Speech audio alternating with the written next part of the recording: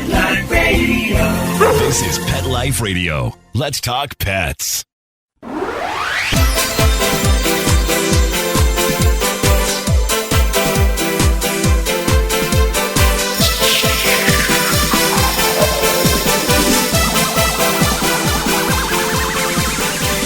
Hello, you're listening to Animal Party on Pet Life Radio, and I've got Stacy Mantle as my guest today from Pets Weekly, petsweekly.com. Welcome, Stacy. Thank you for having me. I love to have you because you test all the pet products that I want to know about, and then you honestly review them, so I don't have to buy junk. I can buy quality and not have to kind of hem and haw and go over Amazon and try and figure out what's what. You just kind of make it simple for me. So thank you, Stacy. Everybody listening, if you've ever bought something that just didn't work or fell apart after a couple of chews, this is the show for you because Stacy helps us avoid that. I do my best. Yeah. So, well, it's hard to get honest reviews. People pay for reviews now, right? So, all the reviews out there, it's like 5 out of 5 stars. And then you get the thing and, oh no, there's no way anybody gave this 5 out of 5. So your reviews are honest. So I want to ask you right now, a lot of the US has been hit with the cold spell, Canada too. And in some places like Texas, it's something they're not used to. So let's talk about what people can do for pets in the cold. I know up here we do things like heating pads, bowls that plug in. Now you need power for that, but we do things like insulated kennels and even straw and bedding. What kind of products have you got that will really help people with their pets handling the cold? Well, like Texas, we deal with a lot of extreme temps as far as we could be freezing in the night and then we're 80 degrees during the day. That's how big of a difference we're dealing with out here. So that's one reason I like is the climate changer from Roughwear. It's like a fleece coat, but it helps just take the edge off of the cold for like the 40, 50 degree things. But when you're used to that hot weather and then all of a sudden you get a cold snap like that, your dog's going to need a lot of extra protection. The climate changer allows you to do that. For the winter dog, for your dog, it would probably just be like a wintertime sweater. For us, it would be like more of a wintertime coat because our dogs get so cold, We have some pretty high-powered Roughwear does. I love them, by the way. They have just a whole selection of products for summer and winter. It's reliable. They just do some amazing things. And they always fit right. And with certain kinds of dogs, it's really hard to get a good fit. For whatever reason, you have to really measure your pet, but they really do have a good fit for all of your animals. So I think you'll like them. You're not going to waste money on it. You might pay a little bit more because they are a really high quality product, but it's worth it. I have jackets. Okay. So if you're listening and you're thinking my dog is too cool to wear a coat, or my dog's too macho, or he's too tough, or he's too big, or whatever you're thinking, you know what? Try going outside on a winter day in flip-flops, a tank top and shorts and see how you feel. Because your big tough dog may have just lost his winter coat, or he may have never grown it because he's never seen snow in his life. And now he is freezing. So why wouldn't you just get him a coat? Get a tough coat if you want, get him one with leather and studs if that's what you need to do. But, camo fleece, whatever it is, get it with a funny slogan on it, right? But coats aren't just for poodles, okay? In fact, a poodle who hasn't had a haircut in a while does not need a coat. It's one of the few dogs that really is suited to cold weather climates. It's a cold weather retriever. But any dog who's had a summer clip or a recent shave or been in hot weather, maybe you went on a vacation and you just spent 3 months on a beach somewhere, and now you've come back to Texas and the snow came. Okay, your dog's really cold. Get him a jacket. All right, so that's my little piece on that. We're going to go to a break and come back and talk about more things you can do to keep your animals happy in cold weather. Plus, we did get an email from Minnie, the golden retriever, who is very confused by her owner trying to get her to play with snowballs in Nashville. Minnie's never seen snow before. So when we come back, I'm going to tell you what to do to get Minnie used to snowballs. Stay tuned to Animal Party on Pet Life Radio. Pets are part of the family. Make sure you can always afford the quality health care they need with Easy Pet Check, a nationwide pet insurance alternative. With Easy Pet Check, you'll save up to 75% on all your pet's health care at any licensed veterinarian in the U.S. Easy Pet Check accepts all dogs and cats regardless of pre-existing conditions. Visit EasyPetCheck.com. That's the letters EasyPetCheck.com. Taking care of your pet can be easy with Easy Pet Check. Let's Talk Pets on PetLifeRadio.com.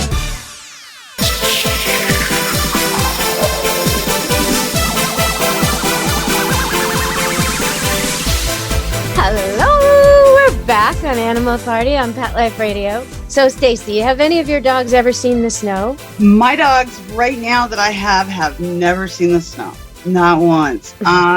Now, our other dogs that have since passed on have seen it, but these guys are 12 years old and have not seen it yet. So it's kind of strange. So that's Minnie's situation. She's a young golden retriever and she's never seen snow. And she lives in Nashville and she thinks snow is fantastic. She won't even come in. She just wants to play in it all day long. She's doing snow angels and rolling in it and playing in it. But even though she likes balls and fetch, when her owner makes a snowball and throws it, she's very confused. She doesn't know what's going on. So I've got a few tips. First, when you make the snowball, make sure you pat it a lot. You sort of cup it with your hands, make that ball shape, and really rub, roll your hands against it. So your scent is coming off on the ball. Also, it will sort of ice up the edges of it and make it a little harder and more likely to stay together. This is Canadian snowball tips here. So, okay. So you do that. And then when your dog is all excited about the snow, you kind of roll it like you do with a puppy learning or a kitten learning to play. You sort of roll it by the dog, not at it. Just roll it by the dog. Now, it should stay together and it should smell like you, and the dog should track it, bite it, have it disappear, and be very confused, which is when you have your second snowball ready to go again. And again, you may have a stash of them. And so once your dog is running after them and grabbing them, then you're ready to try tossing it to him or throwing it away. And Minnie will go for this. Minnie will love this game. So snowballs are great for dogs. And I suggest you get right on it. Minnie, you're going to love it. You're going to love it. It's the best fetch ever. There was also from Tennessee, someone sent in a little clip of a chicken going down a toboggan and then being so calm and allowing them to cart the thing back up the hill and then going again. And the same chicken used to go in the pool in a ring, a floaty ring. So you never know what your pets will get up to in the snow. But I do think dogs and even some cats like it. I have cats who like it. I have other cats who will put one paw in the snow, turn around and come back in. So it's worth trying with your dogs, though, for sure. If you're near somewhere where you can get to snow, it could be an amazing play day for your dogs. Okay, so Stacy, what else should we know about some of these heating pads? Because I know some are really durable and some are really flimsy. Yeah, absolutely. Let's chat really quick along that same line as how to deal with the power loss if you have pets. Okay, great. Especially in that type of a situation, because the electric blankets aren't always going to be available if you don't have electricity, right? So the self-warming blankets are really awesome. You know, as you've seen the Mylar blankets, which are very effective, but you can't really use them on your pets because they're so loud and annoying and, you know, certainly not cat. But they do have some self-heating body pads that are available, and I need to double check, but there's several that are natural based. So even if your pet chews it, totally fine. They're not going to, you're not going to have to run to the vet during an emergency. And they do help use your pet's body heat in order to keep them warm. So it's just like a warming pad that doesn't require electricity. And it's actually safer for your pets because it's not increasing their body heat substantially, to the point where they're in danger, or letting it go too low. So I really like those types of things. They also have some electric blankets, emergency blankets that are available for vehicles. So if you have a really cold dog and you're really cold, climb into your car, make sure you pull it out of the garage and nothing's blocking the tailpipe, please. But use your 12-volt battery on your car and it will heat these electric car blankets up. Okay, that's a good tip. Yeah, and you do have to worry about these heating pads and plugins, even though a lot of times the write-up on the product says chew-proof cord. there's really no such thing as a chew-proof cord. I mean, if the dog is really determined, the cat is really determined, you got to be watching. So it's not the kind of thing where, so much can go wrong. Fires can start. You really do have to be supervising and know the animal and have some predictability going on. Bedding really works wonders. Bring your animals inside if you can. Use leashes if they're not trained for the indoors, but you're bringing them indoors, or a secure area in the garage is better than outside. I know this is freakishly cold weather and a lot of your animals are used to outside. So for livestock, warm mash, more bedding, right? Straw for cats. Make sure you use a good quality straw to put in the cat houses, the outside cat houses. Bedding can be really dangerous for cats out there, and they usually will trash it. So a good quality straw put inside the cat house or whatever structure you have for them is much more effective. It helps keep them drier, and it helps them use their body heat to stay warm. Okay, so we're going to go to another break and come back with more products and tips. We're going to talk about how you keep the water from freezing for your animals, because that's really important when it's cold. Stay tuned on Animal Party Pet Life Radio. Take a bite out of your competition.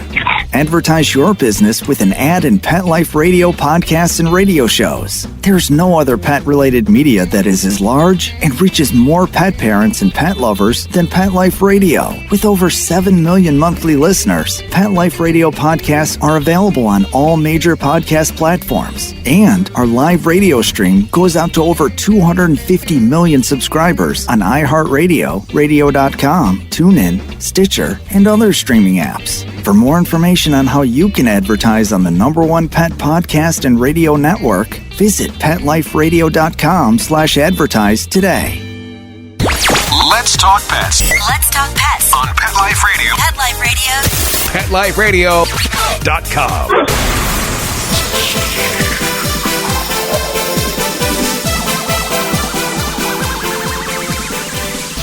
Hello, we're back on Animal Party Pet Life Radio. And we're talking with Stacey Mantle from PetsWeekly.com. And she's here to tell us how to keep our pets safe and what to buy and what not to buy with regard to when it gets freakishly cold. So there's lots of these bowls. They sell them in farm supply stores where there's like a wire wrapped around the outside of this big, really durable, hard rubber or plastic bowl. And then the wire plugs in, and it's supposed to make it so the water never freezes. And, you got to make sure there's nothing flammable near it, and you're monitoring it, and you need power for these things. What else can people do? The thermal bowls are really nice. Those are, I think it's K&H puts out a really nice one. I believe that one does have a cord, but it's a giant bowl, and it's super easy and very safe to use. And it's effective up to -20 degrees, which is wonderful. And there's a lot of solar things available. So using this new green technology stuff that we have available, it's just a great use of that. I'm trying to think of the name of that solar heating bowl, but that has always been very effective. And I don't know if it's because we're in Arizona and we only freeze once a year, or because it's just not as cold here, but it has always been very effective for our birds. Okay, so I wanted to talk about some unexpected COVID effects. Here's a weird one in the animal world. So because of COVID, curling rink was shut down, right? People weren't allowed to congregate. The rink stayed empty. No big deal. Curling rink stayed empty. They go in to clean the thing out, just routine maintenance. And they discover that because it was empty and quiet and not in use and dark, thousands of bats have basically decided to live there. But now, because the thing got cleaned and it got all open, these bats have awakened too early and they're all in danger of dying. So now this whole workforce of rescue people has to go in. They've taken all the bats out of there and they've got them in these tiny little, it's actually quite adorable if you're not squeamish about bats, but these little baby bats, there's like loads of them on this netting, and they sort of pull them up and they hand feed them with these little tweezer things, these little tiny wormy things. And they're nursing these bats because without the bats, we have a mosquito epidemic. We need the bats. The bats are really important. So I just think it's amazing how many weird little things have come. There's this giant rescue underway, and now there's going to be this huge bat population in this town that maybe never had it before. So great for the mosquito relief, all because of COVID. It's kind of strange. There's a few other weird things going on this year. because of COVID. But that's just one of them, and how the animal world's been affected. There was also something in the news the other day, and I got so many emails, and I actually got called by local media to ask me why, because this dog went missing for 40 hours. The neighbor kept hearing barking, and eventually he pulled up his whole deck, and the guy was really decent because he rescued the dog. The dog had found an underground well and got under this guy's deck. And it was like, how did he ever get in there? Why did he ever get in there? And the dog was a 12-year-old dog. I mean, what was he doing? Escaped from his yard for a few minutes, gone for 40 hours. Well, okay, the answer is simple, everybody. If you've been watching this on the news, that little dog, that long-bodied, short-legged little dog is a terrier. And it is built for this. It is built for getting into little narrow openings like pipes and tunnels, because it's supposed to kill rats and mice. And so probably there was a rat or a mouse or the droppings of one or something like that it followed in there, and then it couldn't get out. So that's the big mystery there, everybody. Okay, there was also a dog caught in a crevasse in Nanaimo. It fell over 10 meters, which is like 30, 40 feet. Terrible. But they rescued it, search and rescue. Everybody came to the aid of this poor little puppy, and they got it out of there. But this is the third time in 3 weeks that I'm saying on the radio that a dog has fallen off a cliff or into a crevasse or off a mountain or into a river. And I want to tell you, if you're doing extreme hiking, if you're taking city dogs that aren't used to it, put a decent harness on the dog, please, and a leash. Even if your dog's trained, he might make a mistake, and you don't want to go in and rescue him and hurt yourself. And you don't want to cause the search and rescue people hours of work and heartache and difficulty, and maybe pulling them away from someone who needs their help. Just leash and harness your dog. Make sure the harness fits, make sure the leash is good, and then go for that extreme hike. And you'll be glad when he does make that mistake. And this is especially true for dogs who aren't used to it, for places you've never hiked before, for any dog who's trigger happy, the kind of dog who follows birds in the sky or anything anyone throws, or the scent, which is pretty much any dog. So put them on a harness, put them on a leash, and stop making the rescue people work so hard. So far, all the dogs I've reported on have been rescued safely. So I'm really glad about that. But they just look so forlorn when they're in their position waiting to be rescued. There was a Rottweiler, there was a Retriever Cross, and now this terrier, and this little, I don't know what he was, the little tiny guy, little puppy. Maybe a bulldog. I'm not sure, that ended up in the crevasse. All you could see was his little tiny white and polka dotted face. But but he's okay. So thank you to the search and rescue for being so good to the dogs.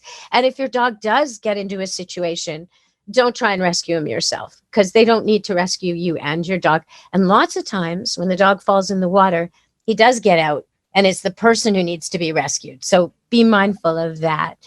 Okay, so what recommendations have you got for harnesses? Okay, harnesses there's so many out there. I love harnesses. I just wanted to double back really quick while I got my mind on it. Paw protection, because it's so important. Yes. If your pets are not used to the ice, they're not used to the snow, you need to make sure that your pet's paws are protected. And in fact, they need to have that anyway. Put some boots on them, get some wax. If it's not a big deal, there's some great paw soothing waxes available that will help your dog with the snow and the ice and the chemicals. Always use those Pet Safe chemicals. There's some really great ones available now. Safe Paw is one for melting ice. You can sprinkle it instead of salts or chemicals, but it's all totally safe for the animals, and you don't have to worry about them walking up and down your driveway if you use this type of de-icer. There is such a thing as too cold for de-icer. I know you're like, what? Yes. So if you're getting really, really cold temperatures and the ice just the de-icer isn't working at all, you need sand, you need dirt. You need to go that route. Yeah. So just cover it up and dirt. And in a pinch, like if your car is stuck, in a pinch, cat litter can really help. I've heard that on cat litter. Yeah. Okay. Well, there are some really great safe ones out there, and just make sure that your paws are protected, your pet's paws and your own. And, there's some great natural balms that I really love. Natural Dog Company puts one out called Pawtection, I believe. And they also have a snout soother. I think that's what they call it, snout soother. And they come in these little balm sticks that you can just rub on. You don't have to get your hands all messy. And it's super easy to apply. Just put it on before you head out and keep your pets' noses and paws safe. Well, the paws are really important. I think people don't realize sometimes. You kind of think about it. If you live in a hot climate, you're aware that, because it happens so fast. You walk your dog in the middle of the day on hot pavement and he's going to burn his feet and, you've got an issue now. Maybe for weeks where you're having to first aid and medicate, go to the vet, and you got bloody paws. And every time he goes out, he tears them again. Same thing can happen in the cold. So the ice, the cold, if a dog's not used to it, if he doesn't have like good calluses and he's not comfortable on the ice and snow, you got to really watch it. It may be worth just buying a pair of those booties just for now, if you're in Texas or something. It doesn't have to be forever. And then he can run around. And if you are walking on city streets that are heavily salted with the wrong kind of salt, it won't affect him because he's wearing boots. And they just look like little balloons. They just fit on. They come in packs of multiples. They're quite cheap, affordable at all the pet stores. I've had very good luck with them, with dogs who have an injury or an allergy and I don't want to re-injure, there was one standard poodle used to come here years ago called Van, a white guy, and he was allergic to grass. And the only size I could find that time was purple. So he ended up being a white poodle with purple boots running through the green grass. But he was so happy because before I discovered the booties, his owners basically didn't ever walk him on grass, right? Like that. How can a dog have fun if he can't walk on grass?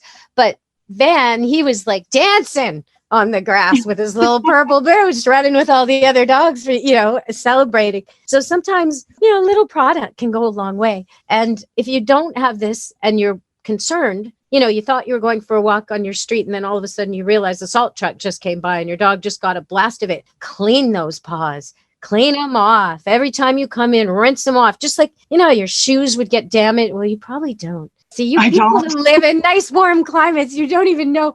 Okay, so your car mats get damaged from salt. Your shoes, your boots get damaged from salt. Your doorways get damaged from salt. Your little mats that you rub your feet on, they get damaged from salt. So, of course, your barefoot dog will get damaged from salt. It just makes sense. Wipe those paws, rinse those paws, dry those paws. If you don't do it, then he has to lick them clean. And then you've got another problem. Now you got two problems. And then the licking becomes sometimes a habit. Okay, now you got a third problem, dermatitis. Okay, so unless you want to see your vet a lot, just clean those paws. Good call. Okay. So, I think we're almost near the end of the show, but I'll just open it up to you, Stacy. What else have you found lately that you'd like to recommend to people? Oh, gosh, there's been so many great products coming out. I think the pandemic has sort of kept everybody home and started them getting more creative. Like they've really come up with some fascinating things. I'm trying to think of some things I've seen lately. Oh, one thing I did want to talk to you about. There's a new goat milk replacement out called Tailspring. And it's made for puppies and kittens. And instead of having some sort of formula, this is directly from goat's milk. So it's real. I mean, you can just give them goat's milk too, but this is like a nutritionally complete supplement for them that would take the place of formula.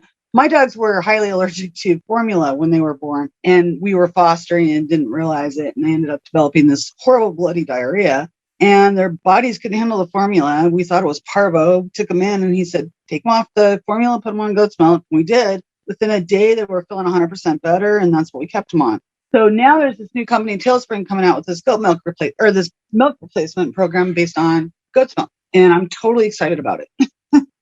Nice. Okay. Well, I think we've come to the end of the show. It happened so fast. I hate when we come to the end, but I'm going to have you back real soon. We'll do another show in a month, and we're going to, because we did cold products today, we're going to go for hot products next time with a little smattering of news and the usual from me, Deb Wolf, and Stacy Mantle at Pets Weekly.